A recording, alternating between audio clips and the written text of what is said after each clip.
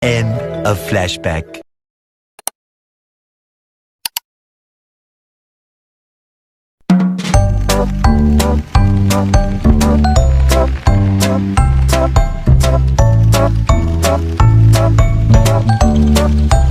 Hello everyone! Welcome back to my YouTube channel. Ang gagawin po natin ngayon ay mag-question and answer po tayo. Ginawa ko na to dati nung quarantine or nung pandemic. Pero gusto ko rin siyang gawin ngayong 2025. So kung mapapanood niyo siya dito sa part na to, pagpasensyahan niyo na po yung boses ko kasi nga parang chipmunks. Diba? Nahiya kasi ako sa boses ko. And ngayon, gusto ko na mas maintindihan nyo ng malinaw yung aking boses. I just want to share my old videos dito sa aking YouTube channel na bago. And maraming salamat po sa mga nag-subscribe, nag-like, and nag-share. Thank you very much. And panoorin na natin.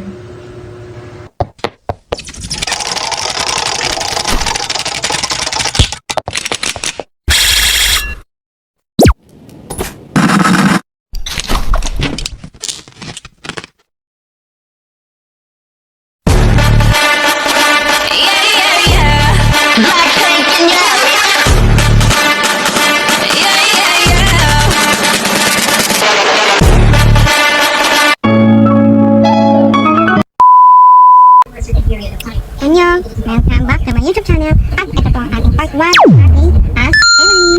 At may mga nagtanong po sa ating Instagram na pinost ko kahapon. Sorry po, medyo maingay TV sa baba. Dahil nanonood po sila ng balita. Ito na po ang unang tanong. Ilan taon na po ako?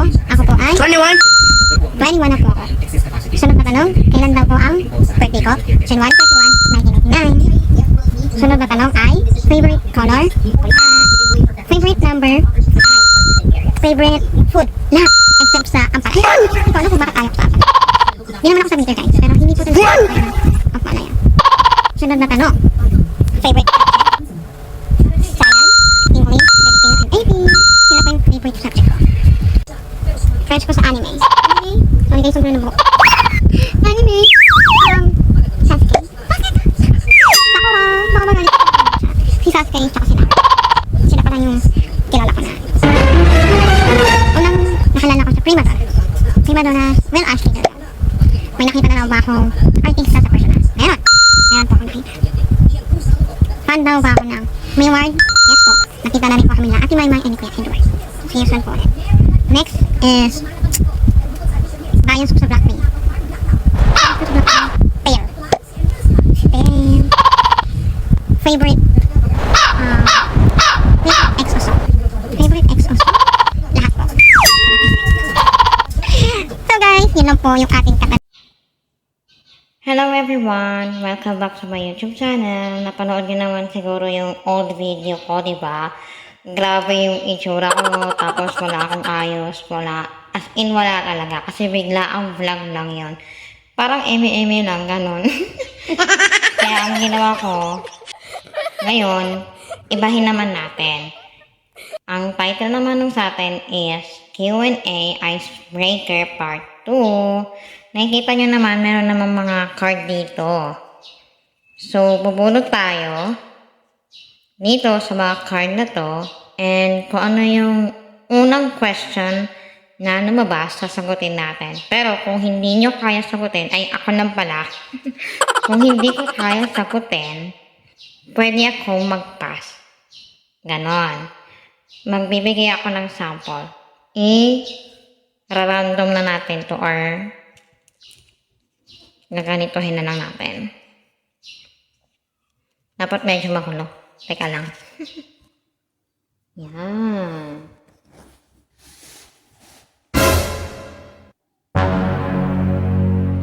Nakaganito dapat.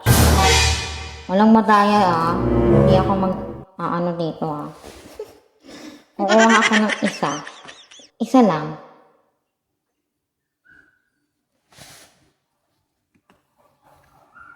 Ayan. Nakakuha na ako ng isa. 1, 2, 3, go.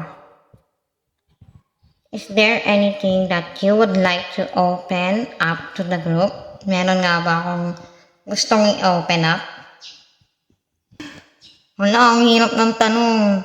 Siguro kung kakalala ko yung tao, magiging honest na lang ako sa feelings ko. Kung ano yung ugali niya, ganon. Pero, dapat, yung kalmado ka magsalita, hindi ka galit. Okay? Yan, simple lang yung sagot ko.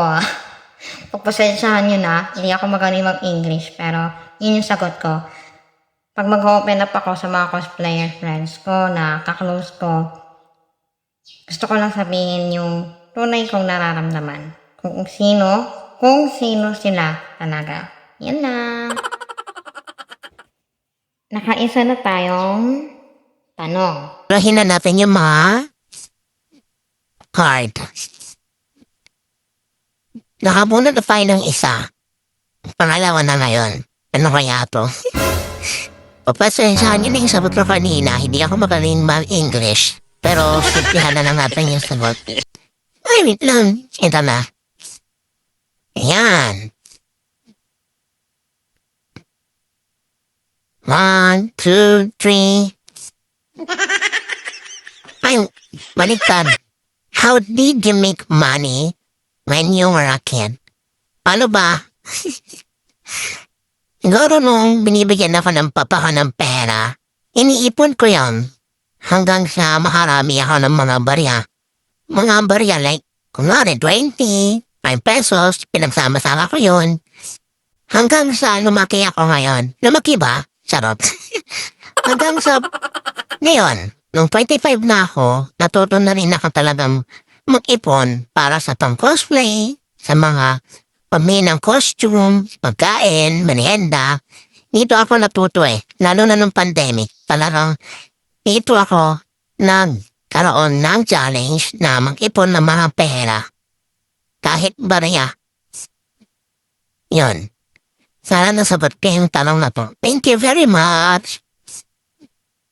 Nakadalawa na tayo. Ngayon, mabunot ulit ako, pero try ko na mag-face reveal. Di pa kasi ako nakaayos, kaya mga card lang pinapakita ko. Siguro mga 5 lang muna para hindi ganun kahaba yung video. Thank you, guys. End of flashback. Nasagot ko na pala yung isang question. Bubunot ulit ako ng isa. Pag di ko ulit nasagot, di pas ulit. Teka lang, di ko pa nakikita yan ha. Kukuha ako ng isang question. 1, 2, no. Wow! How did you deal with unfriendly neighbor? Paano nga ba ako makipag-deal sa mga hindi unfriendly na mga kapitbahay? Tama-tama, kakalipat lang namin dito. Pag ginagawa ko, pag nakikita ko sila sa labas, hiningitian ko na lang. Kahit di ko ka-close, gano'n. Kung masungitan mo sila, edi ngitian mo na lang kahit hindi mo kakilala. Diba? Ganon din ako sa mga cosplay event. Pag di ko kakilala yung mga cosplayer ko doon, hiningitian ko na lang. Nakasagot ako isa. Ilang tanong na lang. Ito siya. Ito yung mga card. Guguluhin na lang natin.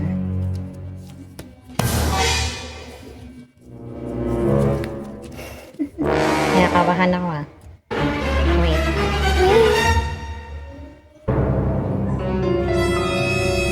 One, two, three, go.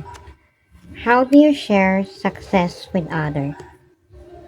Paano nga ba ako mag-share kapag meron akong na-achieve or success na buhay sa iba? Pag nag-share ako, dapat masaya ka, diba? Kasi, para ma-inspire yung mga tao sa'yo. Pag nag-share ka na malungkot ka, paano sila ma-inspire, diba? Simple answer. Yan lang naman. Sunod. Wow! Nakailang question na tayo, bilangin natin ha. 1, 2, 3, 4, 5. Ang dami na pala na ito. Meaning nun, marami na rin ako nasagot. Isa lang nga hindi ko nasagot eh. Pero ito, last question. Tingnan natin kung masasagot ko ng matino. Sariling sagot ko to guys ha. On the spot. On the spot ko sinagot. Para fair. Natatawa ako. Hala, bawal nga pala tumingin. Sorry guys. Bawal pala tumingin. Final question. Dapat nga, 5 lang eh. Pero sige, magdagdag tayo ng 1 bonus na tanong. Nandito pala ako sa kwarto ko guys. Para maiba naman yung venue natin. Ayan. Ito na. Hindi ako nakatingin sa camera niya na. Baka sabihin ng iba, madaya ako eh. Okay. Pabunot na ako ng last question. 1, 2, 3, go. Uy!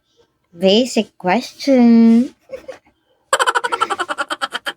Do you consider yourself a good lover? Of course! Bakit? Bakit nga ba? Siyempre, mabait ako eh. Yun lang yung final answer. Kind. Oh, kindness. Siyempre naman, ayoko na pahirapan yung mga sagot ko, di ba? Nakaka-nosebleed. Pero, ginawa ko siya para lang mas makilala nyo ako as a cosplayer and a simple person. Ito po pala yung mga tanong. Laro pala to guys, hindi siya yung iba kasi sa Instagram kumukuha. Ako, dito ako sa icebreaker. Para mas maganda. On the spot. Share ko lang. Ayan. I just want to share my question. Ay, nalaglag. Hindi ko alam kung nakailan ako. Or nakadami ata ako. Pero yung isa, hindi ko nasagot. Isa o dalawa ata yun. Pero hindi ko na maalala. By the way, thank you for watching. Sana po kayo ay nag-enjoy kahit hindi ako magaling mag-English. Susungamida. Uy! But, see you again sa ating next vlog. Baka mag-edit na po ako ng mga ibang video ko para sa ating birthday next week. Abangan niyo po yun. And, see you again sa ating next vlog. Thank you guys for watching. Annyeong!